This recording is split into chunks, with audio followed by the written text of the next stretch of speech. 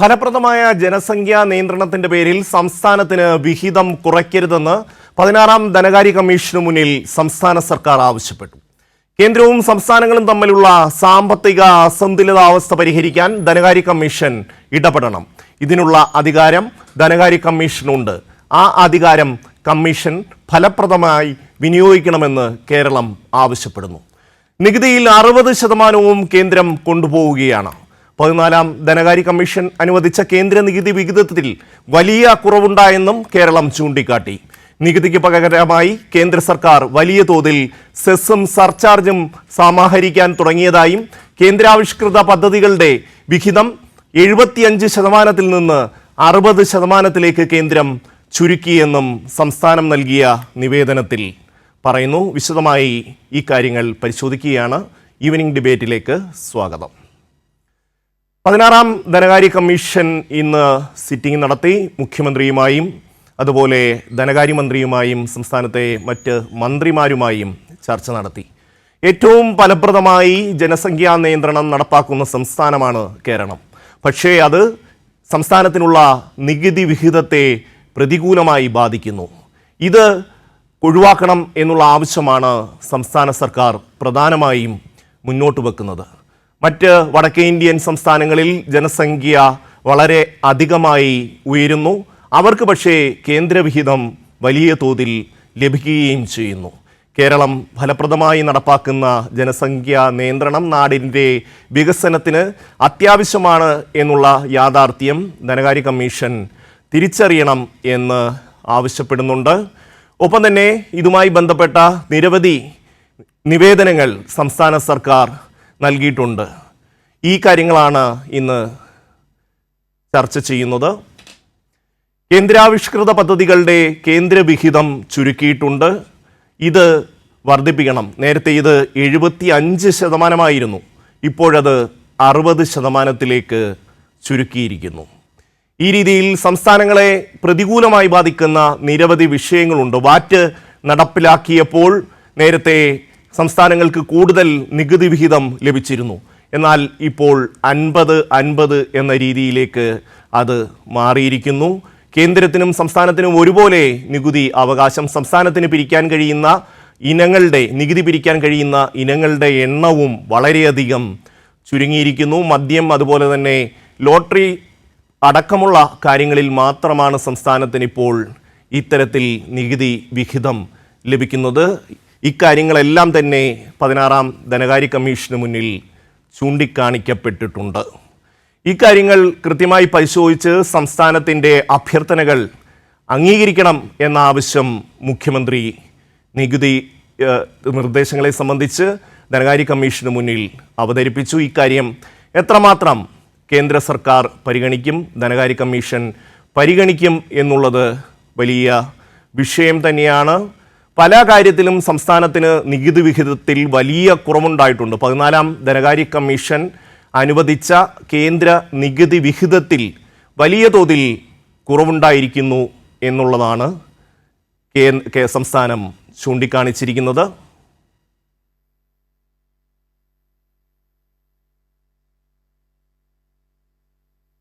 ഇപ്പോൾ George Joseph ഒപ്പം തന്നെ മോഹൻകുമാർ രണ്ടുപേരും ചേരുന്നു. ആദ്യം മോഹൻകുമാറിലേക്ക്. മോഹൻകുമാർ, നമ്മുടെ സംസ്ഥാനം 16ാം ധനകാര്യ കമ്മീഷന് മുന്നിൽ വെച്ചിട്ടുള്ള ആവശ്യങ്ങൾ അത് എത്രമാത്രം ന്യായമാണ്? അത് എത്രമാത്രം പരിഗണിക്കപ്പെടേണ്ടതാണ്? ആവശ്യങ്ങളാണ് സംസ്ഥാന സർക്കാർ, കേരള സർക്കാർ 16ാം ധനകാര്യ കമ്മീഷൻ്റെ മുമ്പിൽ അവതരിപ്പിച്ചിട്ടുള്ളത്. 15ാം ധനകാര്യ കമ്മീഷൻ കേരളം ഉൾപ്പെടുന്ന സൗത്ത് ഇന്ത്യൻ, തെക്കേ ഇന്ത്യൻ സംസ്ഥാനങ്ങളോട് അനീതി പുലർത്തി എന്ന് ധനകാര്യ കമ്മീഷൻ 16ാം ധനകാര്യ കമ്മീഷന് തന്നെ ഒരഭിപ്രായമുണ്ട് എന്നാണ് കഴിഞ്ഞ മാസത്തിൽ ഇവിടെ നടന്ന ധനകാര്യ കമ്മീഷൻ്റെ ചെയർമാൻ ഉൾപ്പെടെയുള്ള യോഗത്തിൽ പങ്കെടുത്തുകൊണ്ട് അവർ സമ്മതിച്ചത്. എന്താണ് ധനകാര്യ കമ്മീഷൻ 16ാം ധനകാര്യ കമ്മീഷനോട് സംസ്ഥാന സർക്കാർ ആവശ്യപ്പെടുന്നത്? ഇതിൽ പ്രധാനമായി ആവശ്യപ്പെടുന്നത് 6 ഘടകങ്ങളുടെ 2 തരത്തിലാണ് സംസ്ഥാന രാജ്യത്ത് ഉണ്ടാകുന്ന വരുമാനം, നികുതി വരുമാനം സംസ്ഥാനങ്ങൾക്കും കേന്ദ്ര സർക്കാരിനും ഇടയിൽ വീതം വയ്ക്കുന്നത്. അതിന് വെർട്ടിക്കൽ ഡിവല്യൂഷൻ എന്ന് പറയുന്നു. രണ്ടാമത്തെ, ഇങ്ങനെ സംസ്ഥാനങ്ങൾക്കായി മാറ്റിവെച്ച തുക സംസ്ഥാനങ്ങൾക്കിടയിൽ ഏത് തരത്തിലാണ് വിഭജിക്കേണ്ടതെന്നുള്ളതാണ് മറ്റൊരു പ്രധാനപ്പെട്ട ചർച്ചാ വിഷയം. ഈ രണ്ട് കാര്യങ്ങളിലും സംസ്ഥാന സർക്കാർ വളരെ വ്യക്തമായ നിലപാട്, അത് കേരള സംസ്ഥാനത്തിന് വേണ്ടി മാത്രമല്ല, രാജ്യത്ത് ഭരണഘടന അനുശാസിക്കുന്ന രീതിയിൽ തുല്യത ഉറപ്പുവരുത്തുന്നതിന് വേണ്ടി വിഭജിക്കപ്പെടണം എന്നുള്ളതാണ് സംസ്ഥാന സർക്കാരിൻ്റെ ആവശ്യം. ഇവിടെ അനീതി എന്ന് പറയുന്ന ഏറ്റവും പ്രധാനപ്പെട്ട ഒരു ഘടകം, കേന്ദ്രം സർക്കാർ ഇന്ത്യയിൽ നിന്ന് പിരിച്ചെടുക്കുന്ന നികുതി വരുമാനത്തിൻ്റെ 38% സംസ്ഥാന സർക്കാരുകൾക്കായി മാറ്റിവെക്കുന്നതെന്നും, എന്നാൽ ഇന്ത്യയിലെ മൊത്തം വികസന ചെലവിൻ്റെ 62% സംസ്ഥാനങ്ങളാണ് വഹിക്കുന്നതെന്നും 15ാം ധനകാര്യ കമ്മീഷൻ തന്നെ പറഞ്ഞിട്ടുണ്ട്. ഇതിൻ്റെ അടിസ്ഥാനത്തിൽ 14ാം ധനകാര്യ കമ്മീഷൻ രാജ്യത്ത് പിരിച്ചെടുക്കുന്ന നികുതി വരുമാനത്തിൻ്റെ 42% സംസ്ഥാനങ്ങൾക്ക് വീതം വെച്ച് കൊടുക്കണമെന്ന് അവകാശപ്പെട്ടപ്പോൾ 15ാം ധനകാര്യ കമ്മീഷൻ ചെയ്തത് അതിൽ നിന്ന് 1% വെട്ടിക്കുറച്ച് 41% ചുരുക്കി. ഈ 41% തന്നെ അനീതിയാണ്. കാരണം രാജ്യത്ത് ചെലവഴിക്കുന്ന മൊത്തം വികസന ചെലവുകളുടെ 62% സംസ്ഥാനങ്ങളാണ് വഹിക്കുന്നത്.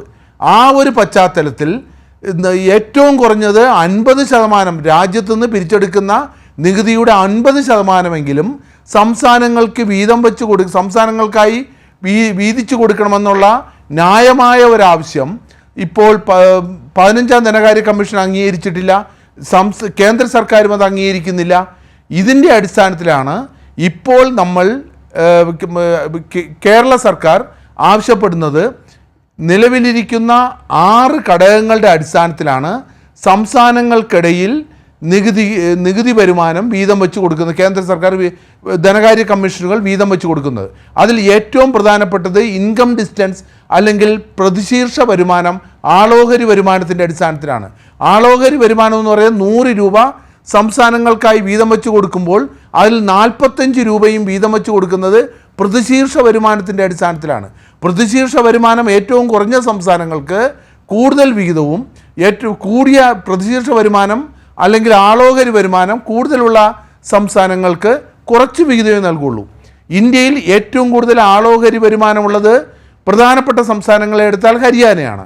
ഹരിയാന കഴിഞ്ഞാൽ തൊട്ടടുത്ത് നിൽക്കുന്ന ആളോഹരി വരുമാനം കൂടുതൽ നിൽക്കുന്ന സംസ്ഥാനം കേരളമാണ്.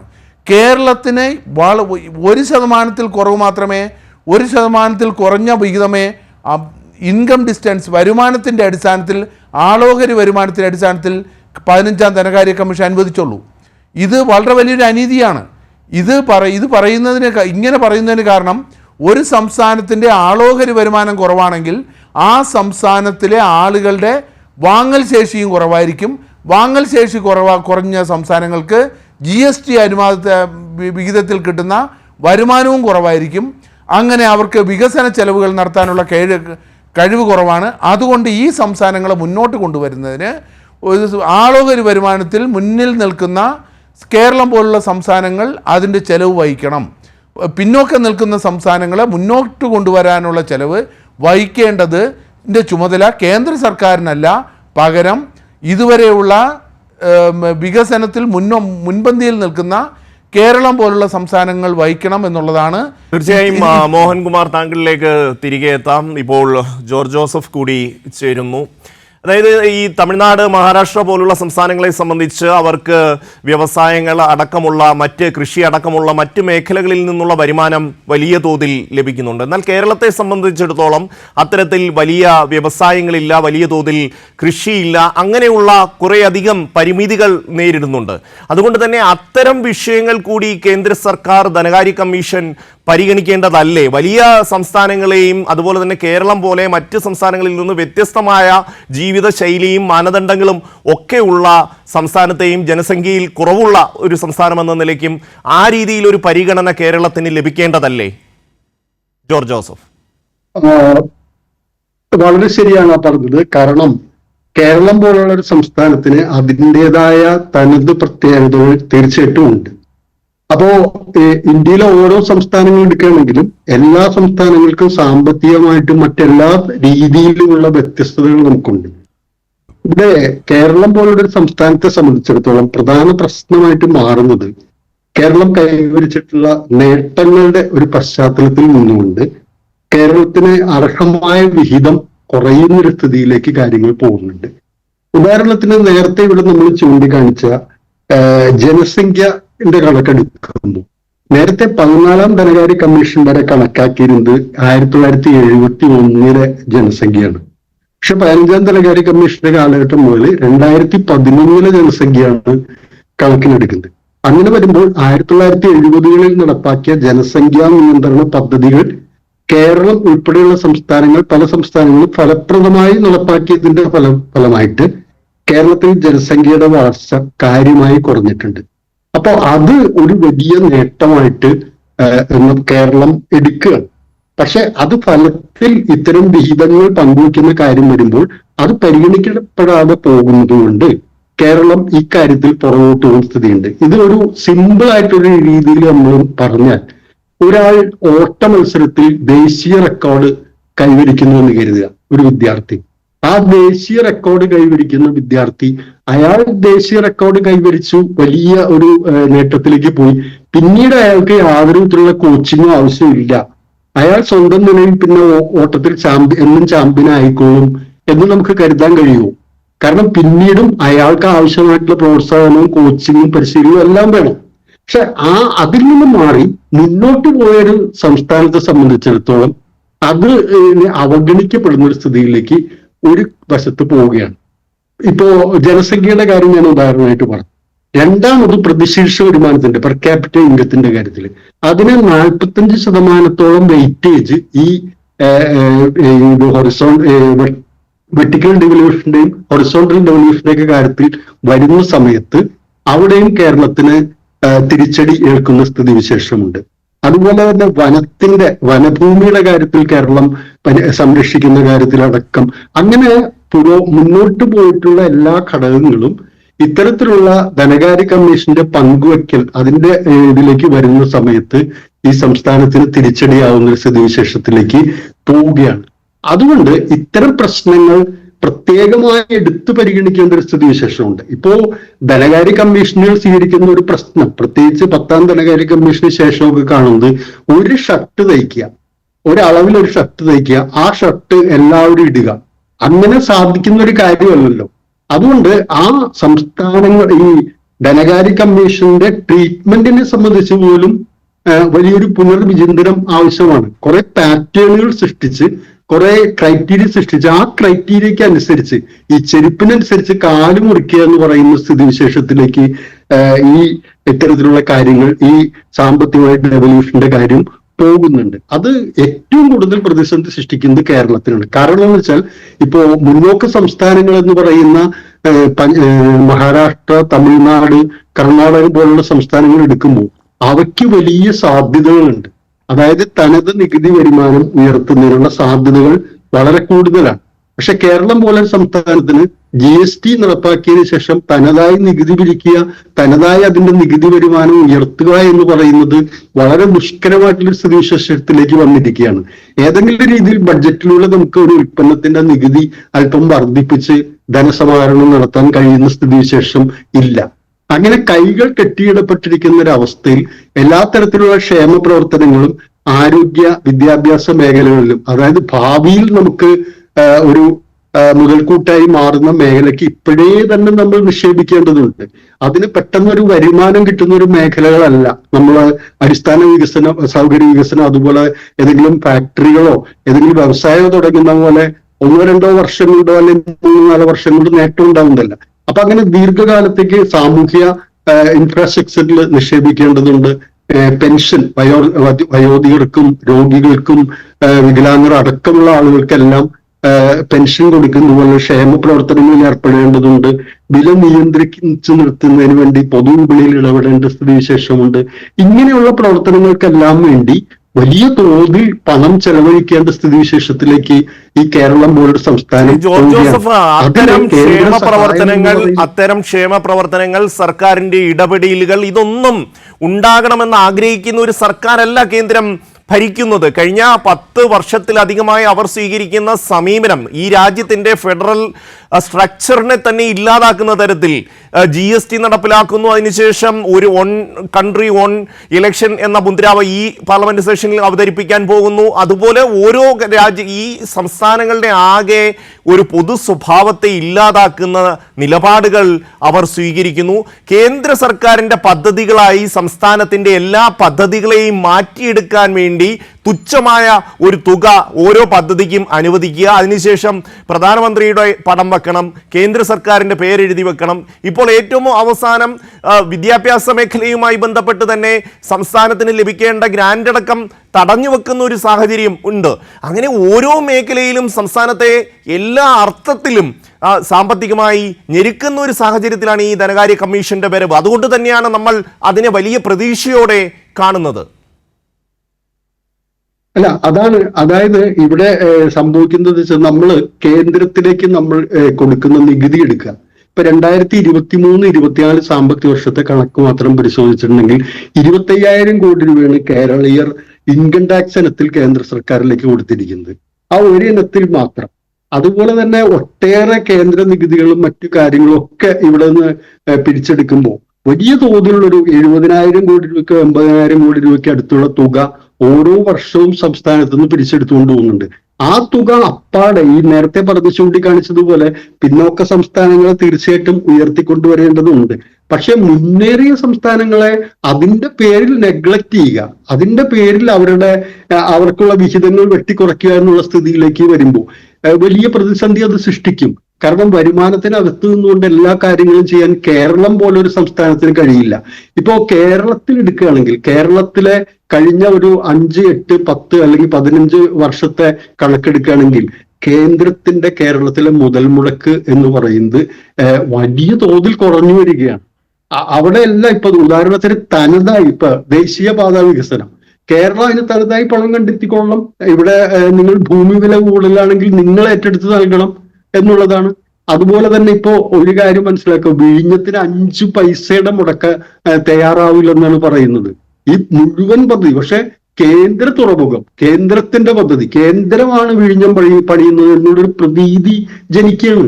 അതിന്റെ മുഴുവൻ സംഖ്യയും 817 കോടി രൂപയുടെ വയബിലിറ്റി ഗ്യാപ്പ് ഫണ്ട് പോലും വായ്പയായിട്ട് ട്രീറ്റ് ചെയ്യണം. അത് നിങ്ങൾക്ക് ഗ്രാൻഡ് ആയിട്ടോ വേറൊരു സഹായമായിട്ട് തരാൻ പറ്റില്ല. തീർച്ചയായിട്ടും ജോർജ് ജോസഫ്, അങ്ങയിലേക്ക് തിരികെ എത്താം. നമുക്കറിയാം മോഹൻകുമാർ കഴിഞ്ഞ മഹാപ്രളയത്തിന്റെ കാലത്ത് നമുക്ക് തന്ന റേഷനരിയുടെയും ഹെലികോപ്റ്ററിന്റെയും വാടക കൃത്യമായി കണക്ക് പറഞ്ഞ് തിരിച്ചു മേടിച്ചു. ഇപ്പോൾ ഈ വയനാട് ദുരന്തത്തിന്റെ സമയത്തും അവർ ഇത് തന്നെ ആവർത്തിച്ചു. 153 കോടി രൂപ വ്യോമസേനയുടെ ദുരന്ത നിവാരണ പ്രവർത്തനങ്ങൾക്കായിട്ട് അവർ തിരികെ വാങ്ങുന്നു. അങ്ങനെ ഒരു രീതിയാണ് ഈ കേന്ദ്ര നിലപാട്. അങ്ങനെയാണ് അവർ ഈ സംസ്ഥാനത്തോട് പ്രതികരിക്കുന്നത്. മുഖ്യമന്ത്രി തന്നെ ഈ വിഷയം പല പ്രാവശ്യം ഇന്നടക്കം അദ്ദേഹം ആവർത്തിച്ച് പറയുന്നുണ്ട്. മറ്റൊരു സംസ്ഥാനത്തോടും കാണിക്കാത്ത നെറുകേടാണ് ഈ സംസ്ഥാനത്തോട്, കേരളത്തോട് കേന്ദ്രം കാണിക്കുന്നത് എന്ന്. അത് പക്ഷേ മറ്റ് തലത്തിൽ മറ്റ് രാഷ്ട്രീയ പാർട്ടികൾ അത് പൂർണ്ണമായിട്ടും ഉൾക്കൊള്ളുന്നില്ല എന്നൊരു പരാതി കൂടി മുഖ്യമന്ത്രി ഉയർത്തിക്കൊണ്ടുവരുന്നുണ്ട്. ആ ഒരു സാഹചര്യത്തിലാണ് ഈ ധനകാര്യ കമ്മീഷന്റെ ഒരു സന്ദർശനം ഏതെങ്കിലും അർത്ഥത്തിൽ ഈ സംസ്ഥാനത്തിന് ഗുണകരമാകുമോ എന്നൊരാകാംക്ഷ എല്ലാവർക്കും ഉണ്ടാകുന്നത്. നോക്കൂ, ഇതിനകത്ത് ഇപ്പോൾ കഴിഞ്ഞ ഒരു വർഷത്തേക്ക് മുമ്പേ 15ാം ധനകാര്യ കമ്മീഷനിൽ അംഗമായിരുന്ന ആളുകൾ തന്നെ, വിദഗ്ധർ തന്നെ പുറത്തുവിട്ട ഒരു വാർത്തയുണ്ട്. പ്രധാനമന്ത്രി ആവശ്യപ്പെട്ടു 42% സംസ്ഥാനങ്ങൾക്കായി വീതിച്ചു കൊടുക്കാൻ പറ്റില്ല, 32% അത് കുറയ്ക്കണമെന്ന്. കേന്ദ്രം ആവശ്യപ്പെടുന്നത് എല്ലാത്തിലും ഒരു ഇന്ത്യ, ഒരു ഇലക്ഷൻ, ഒരു ധനകാര്യ കമ്മീഷൻ, അത് ഒരു ശക്തമായ ഒരു കേന്ദ്രവും വളരെ ദുർബലമായ സംസ്ഥാനങ്ങളും എന്ന ഒരു വീക്ഷണത്തിലൂടെയാണ് കേന്ദ്ര സർക്കാർ ഇതിനെല്ലാം നേരിട്ട് നോക്കിക്കാണുന്നത്. ഇതിനെതിരെ ചെറുത്തുനിൽപ്പ് സംഘടിപ്പിക്കുന്ന ദക്ഷിണേന്ത്യൻ സംസ്ഥാനങ്ങൾ, അതിൽ പ്രധാനപ്പെട്ട കേരളം മാത്രമാണ്. ഇവിടെ നമ്മൾ കാണേണ്ട ഒരു പ്രത്യേകത, ഈ 15ാം ധനകാര്യ കമ്മീഷനോട് വച്ച കണക്കുകൾ പ്രകാരം 15ാം ധനകാര്യ കമ്മീഷൻ്റെ റിപ്പോർട്ടിൽ തന്നെ പറയുന്നുണ്ട്, ബഹുമാനപ്പെട്ട ജോർജ് ജോസഫ് ചൂണ്ടിക്കാണിച്ചതുപോലെ 1971 ജനസംഖ്യ എല്ലാ സംസ്ഥാനങ്ങൾക്കും ഒരേപോലെ ഗുണം ചെയ്യുന്നതായിരുന്നു. അന്ന് കേരളത്തിലെ ജനസംഖ്യയും കൂടുതലായിരുന്നു. 1971 ശേഷം 2011 ആയപ്പോൾ ജനസംഖ്യ എല്ലാ സംസ്ഥാനങ്ങളിലും വർദ്ധിച്ചതുപോലെ കേരളത്തിലും വർദ്ധിച്ചു. പക്ഷേ കേരളത്തിലുണ്ടായ വർധനവ് വളരെ കുറവാണ്. പക്ഷേ കേരളത്തിൻ്റെ അത്ര കാര്യക്ഷമമായ ജനസംഖ്യാ പ്രവർത്തനങ്ങൾ ഏറ്റെടുത്ത് നടപ്പിലാക്കാത്ത ഉത്തർപ്രദേശും മധ്യപ്രദേശ്, രാജസ്ഥാൻ അതുപോലുള്ള നോർത്ത് ഇന്ത്യൻ സംസ്ഥാനങ്ങൾ ആവശ്യപ്പെട്ടതാണ് 2011 ജനസംഖ്യ നിങ്ങൾ അടിസ്ഥാനമായി കണക്കാക്കണം. ആ 2011 ജനസംഖ്യ ഈ ഉത്തരേന്ത്യൻ പ്രത്യേകിച്ചും BJP ഭരിക്കുന്ന ഉത്തർപ്രദേശിനും മധ്യപ്രദേശിനുമെല്ലാം BJP രാജസ്ഥാനുമെല്ലാം ഗുണകരമാവുമെന്ന് മുൻകൂട്ടി കണ്ടുകൊണ്ടാണ് ഈ സംസ്ഥാനങ്ങൾ ആവശ്യപ്പെട്ടത്. ധനകാര്യ കമ്മീഷനുകളെ അപ്പോയിൻ്റ് ചെയ്യുന്നത് ഭരണഘടനാ പ്രകാരമാണെങ്കിലും അത് ഭരിക്കുന്ന രാഷ്ട്രീയ പാർട്ടിയുടെ വിദഗ്ധരെയാണ് അവർ അപ്പോയിൻ്റ് ചെയ്യുന്നത്. ആ വിദഗ്ധർ പറയുന്നത് BJP ഭരിക്കുന്ന സംസ്ഥാനങ്ങൾക്ക് കൂടുതൽ ഗുണം കിട്ടുന്ന രീതിയിൽ ആണ് അവർ മാനദണ്ഡങ്ങളെ രൂപപ്പെടുത്തിയെടുക്കുന്നത്. ഇപ്പോൾ നമുക്ക് ഒരു ചെറിയൊരു ഒരു ഉദാഹരണം എടുക്കാം. ഇപ്പോൾ 45% ആളോഹരി പ്രതിശീർഷ വരുമാനത്തിനെടുക്കുമ്പോൾ 27% ജനസംഖ്യയ്ക്ക്, അതിൽ 15% പോകുന്നത് അബ്സല്യൂട്ട് പോപ്പുലേഷനാണ്. യഥാർത്ഥ ജനസംഖ്യയ്ക്ക് എത്രയാണ് പോകുന്നത്?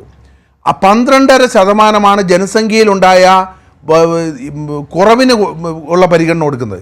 എന്നാൽ ഇത് തിരിച്ചായിരുന്നെങ്കിൽ കേരളം പോലുള്ള സംസ്ഥാനങ്ങൾക്ക് കുറച്ചുകൂടെ മെച്ചമുണ്ടായേനെ. അങ്ങനെയല്ല സംഭവിച്ചത്. ഇതിൻ്റെ അർത്ഥം ഉത്തർപ്രദേശ് പോലുള്ള സംസ്ഥാനങ്ങൾ, മധ്യപ്രദേശ് പോലുള്ള സംസ്ഥാനങ്ങൾ, മഹാരാഷ്ട്ര പോലുള്ള സംസ്ഥാനങ്ങൾ, രാജസ്ഥാൻ പോലുള്ള നോർത്ത് ഇന്ത്യൻ സംസ്ഥാനങ്ങൾ ആവശ്യപ്പെടുന്നത് അനുസരിച്ചാണ് എപ്പോഴും ധനകാര്യ കമ്മീഷൻ അവരുടെ മാനദണ്ഡങ്ങൾ നിശ്ചയിക്കുന്നത്. ഇനി മറ്റൊരു കാര്യം എടുത്താൽ, ഇത് രണ്ടും കഴിഞ്ഞാൽ പിന്നെ ഭൂമിശാസ്ത്രത്തിൽ നിങ്ങളുടെ ഭൂപരിധിക്കാണ്.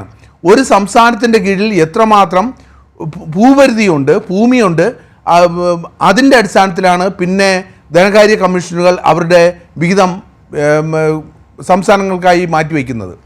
ഇപ്പോൾ കേരളത്തിന് ഇന്ത്യയുടെ മൊത്തം ഭൂമിയുടെ 1.18% ഉള്ളൂ. എന്നാൽ ജനസംഖ്യയുടെ 2.89% കേരളത്തിലാണ്. രാജസ്ഥാൻ ആണ് ഇന്ത്യയിലെ ഏറ്റവും വലിയ സംസ്ഥാനം. ഭൂപരിധിയുടെ അടിസ്ഥാനത്തിൽ 9%, 10% തുക രാജസ്ഥാന് കിട്ടുമ്പോൾ കേരളത്തിന് കിട്ടുന്ന 2%. ഒരു സ്ക്വയർ കിലോമീറ്ററിൽ രാജസ്ഥാനിൽ താമസിക്കുന്നത് 200 ആളുകൾ ജനസാന്ദ്രതയെങ്കിൽ കേരളത്തിലാണെങ്കിൽ 859 പേരാണ് ഇവിടുത്തെ ജനസാന്ദ്രത.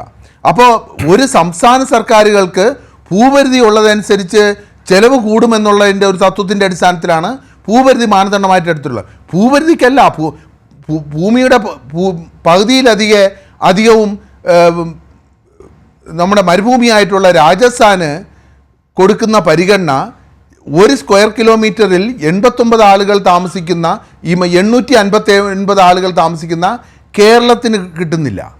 അപ്പോൾ ജനസാന്ദ്രത ആണ് പരിഗണനയിൽ എടുക്കേണ്ടത്, അല്ലാതെ ഭൂപരിധി അല്ല എന്ന് പറയുന്ന ഒരു വാദഗതി സംസ്ഥാന ഗവൺമെന്റ് വിഷയങ്ങളെല്ലാം തന്നെ ധനകാര്യ കമ്മീഷന് മുന്നിൽ സംസ്ഥാനം അവതരിപ്പിച്ചിട്ടുണ്ട്. അത് അവർ ഏത് രീതിയിൽ അതിനെ പരിഗണിക്കും എന്നുള്ളതാണ് ഏറ്റവും പ്രധാനപ്പെട്ട വിഷയം. 16ാം ധനകാര്യ കമ്മീഷന്റെ സന്ദർശനം കേരളത്തിൽ തുടരുകയാണ്. മുഖ്യമന്ത്രിയുമായും മന്ത്രിമാരുമായും രാവിലെ ധനകാര്യ കമ്മീഷൻ കൂടിക്കാഴ്ച നടത്തിയിരുന്നു. ജോർജ് ജോസഫിലേക്ക്, നമ്മുടെ വായ്പാ പരിധി അടക്കം വെട്ടിക്കുറക്കുന്ന ഒരു സമീപനമാണ് കേന്ദ്ര സർക്കാർ സ്വീകരിക്കുന്നത്. നമ്മൾ ബജറ്റിന് പുറത്തുനിന്ന് വികസന പ്രവർത്തനങ്ങൾ നടത്തിക്കൊണ്ടിരുന്ന കിഫ്ബിയുടെ അടക്കം ഉള്ള തുക ഇവർ ഈ വായ്പാ പരിധിയിലേക്ക് ഉൾപ്പെടുത്തുന്ന ഒരു സാഹചര്യം. അങ്ങനെ സംസ്ഥാനത്തിൻ്റെ ഒരു വികസന പ്രക്രിയയെ തന്നെ വലിയ തോതിൽ ദുർബലപ്പെടുത്തുന്ന നടപടികൾ കേന്ദ്ര സർക്കാർ നിരന്തരമായി സ്വീകരിക്കുകയാണ്. അങ്ങനെ ഒരു സാഹചര്യത്തെ നമുക്ക് ഏത് രീതിയിൽ അതിജീവിച്ച് മുന്നോട്ട് പോകാൻ കഴിയും? കേന്ദ്ര സർക്കാർ ഇത്രയും വൈരാഗ്യപൂർണമായ ഒരു സമീപനം സംസ്ഥാനത്തോട് സ്വീകരിക്കുമ്പോൾ ധനകാര്യ കമ്മീഷനിൽ നിന്ന് നമുക്ക് എന്ത് ആനുകൂല്യം അല്ലെങ്കിൽ അവരിൽ നിന്ന് എന്താണ് നമുക്ക് പ്രതീക്ഷിക്കാൻ കഴിയുക? തീർച്ചയായിട്ടും കേരളം എടുത്തിരിക്കുന്ന സ്റ്റെപ്സ് കൂടുതൽ ശക്തമാക്കണം. അതായത് ഏത് തരത്തിലുള്ള ഒരു പോരാട്ടം എന്ന് തന്നെ നമ്മൾ ഇതിനെ വിളിക്കേണ്ടി വരും. കാരണം നമ്മുടെ നിലനിൽപ്പിന്റെയും നമ്മുടെ ഗ്രോത്തിന്റെയും വികസനത്തിന്റെയും ഒക്കെ പ്രശ്നമാണ്. അതുകൊണ്ട് ശക്തമായിട്ടുള്ള സമ്മർദ്ദം ചെലുത്തേണ്ടത്. കാരണം എനിക്ക് ഒരു തരത്തിലും ഈ നേരത്തെ പറഞ്ഞതുപോലെ തന്നെ ചൂണ്ടിക്കാണിച്ച പോലെ 15-ാം ധനകാര്യ കമ്മീഷനോട് പ്രധാനമന്ത്രിയുടെ ഓഫീസിന്റെ മെസ്സേജ് വരെ പോയി എന്നുള്ള വാർത്തകൾ നമ്മൾ കണ്ടതാണ്. അത് അത്രയും കൊടുക്കാൻ പറ്റില്ല. പ്രത്യേകിച്ച് കേരളത്തെ പരിഗണിക്കരുത് എന്നുള്ള രീതിയിലുള്ള ഒരു നിർദ്ദേശം പോലും ഉണ്ടായിന്ന് അതിന്റെ അകത്തുനിന്ന് ചില കാര്യങ്ങൾ പിന്നീട് പുറത്തു വന്നിട്ടുണ്ട്. അപ്പൊ അത്തരത്തിൽ ഒരു വൈര നിര്യാതന ബുദ്ധി എന്ന് പറയാവുന്ന തരത്തിൽ ഉൾപ്പെടുത്തുന്ന ഒരു കേന്ദ്രമാണ്. ആ കേന്ദ്രം സംസ്ഥാനത്തോട് തീർച്ചയായിട്ടും വലിയ തോതിൽ വിവേചനം കാണിക്കുകയാണ്. അത് തെറ്റായ ഒരു പ്രവണതയാണ്. കാരണം ഇന്ത്യൻ ഭരണഘടന ഒരു സംസ്ഥാനത്ത് വേറൊരു രാഷ്ട്രീയ പാർട്ടിയുടെ ഭരണം ഉണ്ടാവാൻ പാടില്ല എന്നൊന്നും പറയുന്നില്ല.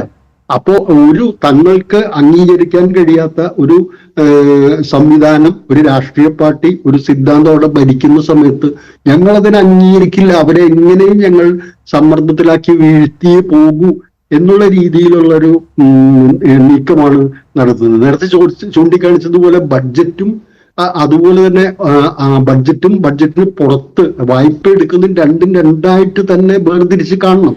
കേന്ദ്രം അങ്ങനെ കടമെടുക്കുന്നുണ്ട്. ബഡ്ജറ്റിന് പുറത്ത് 14 ലക്ഷം കോടി രൂപ കടമെടുക്കുന്നതിനുള്ളൊരു പ്രൊജക്ഷൻ കഴിഞ്ഞ വർഷത്തെ ബഡ്ജറ്റിൽ വെച്ചിട്ടുണ്ട്. അതുപോലെ തന്നെ NHAI പോലെയുള്ള നാഷണൽ ഹൈവേ അതോറിറ്റി ഓഫ് ഇന്ത്യയും അതുപോലെ പല പൊതുമേഖലാ സ്ഥാപനങ്ങളും ഒക്കെ ഓഫ് ബഡ്ജറ്റ് ബോറോയിങ് അവരുടേതായ രീതിയിൽ നടത്തുന്നുണ്ട്. അതിനെല്ലാം അത് ആ തരത്തിൽ ഇപ്പൊ കേന്ദ്ര സർക്കാർ കടമെടുക്കുന്നത് ഏത് രീതിയിലാണെന്ന് പറഞ്ഞാലും അത് രാജ്യത്തിന്റെ കടമാണ്. ആ രാജ്യത്തിന്റെ കടം തന്നെയാണ്. അപ്പൊ ഇവിടെ മാത്രമാണ് അത് ജനങ്ങളുടെ മേൽ ഭാരമാവുള്ളൂ. ഇവിടെ പ്രതിശീർഷ കടം ഭയങ്കര ഉയർന്ന തോതിലാണ്, അല്ലെങ്കിൽ അതും പൂർണ്ണമായിട്ടും അങ്ങനെ വ്യാഖ്യാനിക്കുന്നത് എന്തുകൊണ്ടാണെന്ന് മനസ്സിലാവുന്നില്ല.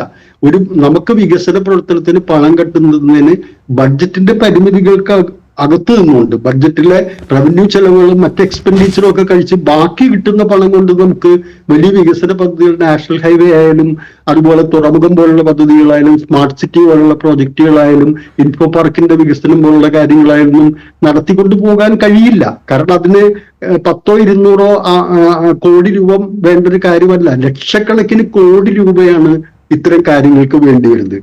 അപ്പൊ അതിന് പണം കണ്ടെത്തുന്നതിന് നൂതനമായ മാർഗങ്ങൾ ഓരോ സംസ്ഥാനവും സ്വീകരിക്കേണ്ടതുണ്ട്. അത് ഈ തരത്തിൽ നിയന്ത്രിക്കുന്നത് പോലും ഭരണഘടനാ ലംഘനമാണ് എന്ന് പറഞ്ഞുകൊണ്ടാണ് കേരള സുപ്രീം കോടതിയെ സമീപിച്ചിരിക്കുന്നത്. അങ്ങനെ ഒരു തരത്തിലും ഒരു പരിധി നിശ്ചയിച്ചുകൊണ്ട് പോകാനുള്ള ഒരു അധികാരം എവിടെയും ഭരണഘടന കേന്ദ്ര സർക്കാരിന് കൊടുക്കുന്നില്ല. അല്ലെങ്കിൽ ഇന്ന ഒരു രീതിയിൽ നിങ്ങൾ നിൽക്കണം എന്ന് അങ്ങനെ വ്യാഖ്യാനിക്കാനേ കഴിയില്ലാത്ത ഒരു ഇതാണ് നമ്മുടെ ഭരണഘടനയിലുള്ളത്. പക്ഷെ അതിനെല്ലാം മറികടന്നുകൊണ്ട് ഒരു വിവേചനപൂർണമായിട്ടുള്ള ഒരു സമീപനം കേരളം പോലെയുള്ള ഒരു സംസ്ഥാനത്തോട് എടുക്കുമ്പോൾ നമുക്ക് മുന്നോട്ട് പോയേ പറ്റൂ. ഇപ്പോ വയനാട് ദുരന്തത്തിന്റെ കാര്യത്തിൽ പറഞ്ഞതുപോലെ നമുക്ക് അവിടെ അത് പൂർത്തീകരിച്ചേ പറ്റൂ, മതിയാകൂ. ഒരുപക്ഷെ കേന്ദ്രം അത് ജോർജ് ജോസഫ് നമ്മൾ കാണുന്നതല്ലേ, അതായത് ഈ 500 മനുഷ്യന്റെ ജീവൻ നഷ്ടമായ ഒരു വലിയ ദുരന്തം, ആ ദുരന്തത്തിന് 1 രൂപ സഹായം നൽകാൻ കേന്ദ്രം തയ്യാറാകുന്നില്ല. അതേസമയം തന്നെ തമിഴ്നാടിനെ സംബന്ധിച്ച് അവിടെ ഈ കൊടുങ്കാറ്റ് ഫെയ്ഞ്ചൽ കൊടുങ്കാറ്റ് ആഞ്ഞടിക്കുന്ന സാഹചര്യത്തിൽ അവർക്ക് ഏതാണ്ട് 800 കോടി രൂപ ഒരാഴ്ചയ്ക്കുള്ളിൽ തന്നെ കേന്ദ്ര സർക്കാർ നൽകുകയാണ്. അപ്പോൾ കേരളത്തോട് കാണിക്കുന്ന ഒരു വല്ലാത്ത വിവേചനം, അത് ചോദ്യം ചെയ്യപ്പെടാതെ പോകുന്നത് എത്രമാത്രം ഗുണകരമാണ്. ഈ സംസ്ഥാനത്തെ സംബന്ധിച്ചിടത്തോളം സാധാരണ മനുഷ്യൻ കൂടി നൽകുന്ന നികുതിയാണ് ഈ കേന്ദ്രത്തിന്റെ വിഹിതത്തിലേക്ക് പോകുന്നത്, അവരുടെ ഔദാര്യമല്ല.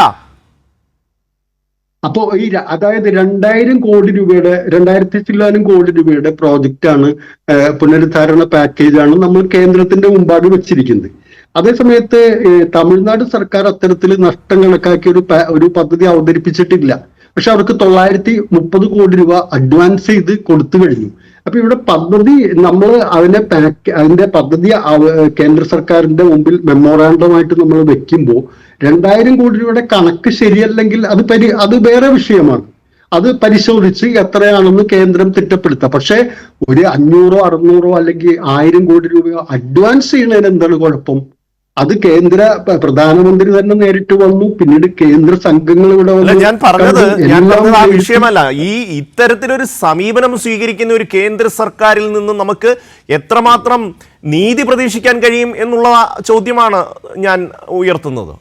അല്ല, അതാണ് ഞാൻ പറഞ്ഞത്. നീതി പ്രതീക്ഷിക്കുക എന്ന് പറയുന്നത് വളരെ വളരെ കുറഞ്ഞ ഒരു ഇതാണെന്നാണ് ഇന്നത്തെ സാഹചര്യം കൊണ്ട് നമ്മുടെ മുൻ അനുഭവങ്ങളിൽ നമ്മൾ മനസ്സിലാക്കേണ്ടത്. അതുകൊണ്ട് ഏതെല്ലാം തന്നെ കോടതി വഴിയാണെങ്കിലും ജനകീയ രീതിയിലാണെങ്കിലും മറ്റേത് രാഷ്ട്രീയമായിട്ടാണെങ്കിലും ഏത് തലത്തിലാണെങ്കിലും കേന്ദ്രത്തിനോടും ധനകാര്യ കമ്മീഷനോടും പടവെട്ടിക്കൊണ്ട് തന്നെയാണ് കേരളത്തിന്റെ അർഹമായ വിഹിതവും കേരളം നേടിയെടുത്തിട്ടുള്ള നേട്ടങ്ങളും നിലനിർത്തിക്കൊണ്ട് പോകാൻ നമുക്ക് കഴിയുകയുള്ളൂ.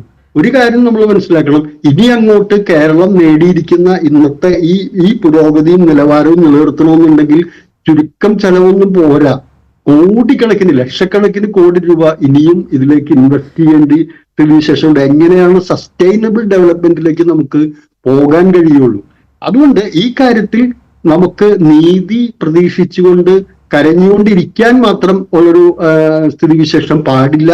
കൃത്യമായിട്ട് ഒരു ജനകീയമായിട്ടൊരു പ്രതിരോധം എല്ലാ അർത്ഥത്തിലും ഏത് രീതിയിൽ ജുഡീഷ്യലായിട്ടായാലും പൊളിറ്റിക്കലായിട്ടായാലും ജനകീയ മുന്നേറ്റത്തിന്റെ ഭാഗമായിട്ടായാലും മറ്റേത് രീതിയിലായാലും നമുക്ക് അർഹമായിട്ടുള്ള വിഹിതം കേരളം നേടിയെടുക്കുന്നതിന് വേണ്ടി പരിശ്രമിച്ചേ പറ്റൂ എന്നാണ് നമ്മുടെ അനുഭവങ്ങൾ നമുക്ക് ചൂണ്ടിക്കാണിച്ചു തരുന്നത്.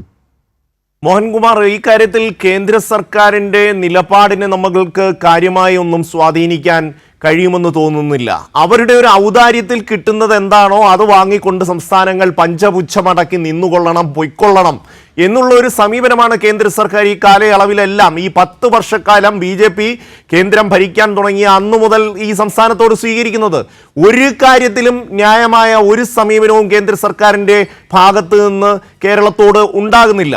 ആ ഒരു സാഹചര്യത്തിൽ നമ്മൾക്ക് അനുകൂലമായി ഈ കമ്മീഷൻ എന്തെങ്കിലും ചെയ്യുമെന്ന് കരുതാൻ കഴിയുമോ? നിയമപ്രകാരം നമുക്കത് ഏത് രീതിയിൽ അതിനെ കാണാൻ കഴിയും? നോക്കൂ, ഇത് കേരളം അങ്ങനെ ഒതുങ്ങിക്കൊടുക്കുന്ന ഒരു സംസ്ഥാനമാണോ, അല്ലെങ്കിൽ അത്തരത്തിലുള്ള ഒരു രാഷ്ട്രീയ പ്രസ്ഥാനമാണ് കൂട്ടുകെട്ടാണ് ഭരണത്തിന് നേതൃത്വം കൊടുക്കുന്നതെന്ന് ഞാൻ വിശ്വസിക്കുന്നില്ല.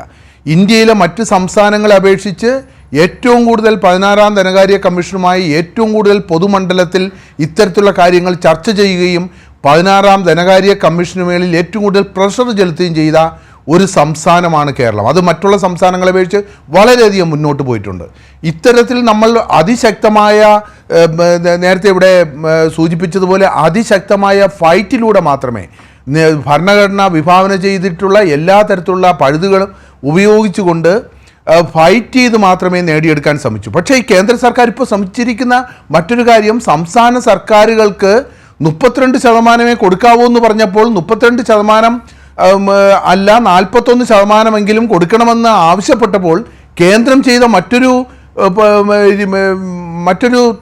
ഇടപെടലുണ്ട്. ഇടപെടലെന്ന് പറഞ്ഞാൽ കേന്ദ്രം നടപ്പിലാക്കുന്ന, സംസ്ഥാനങ്ങളിൽ നടപ്പിലാക്കുന്ന പദ്ധതികളിൽ 39 എണ്ണം വെട്ടിക്കുറച്ചു.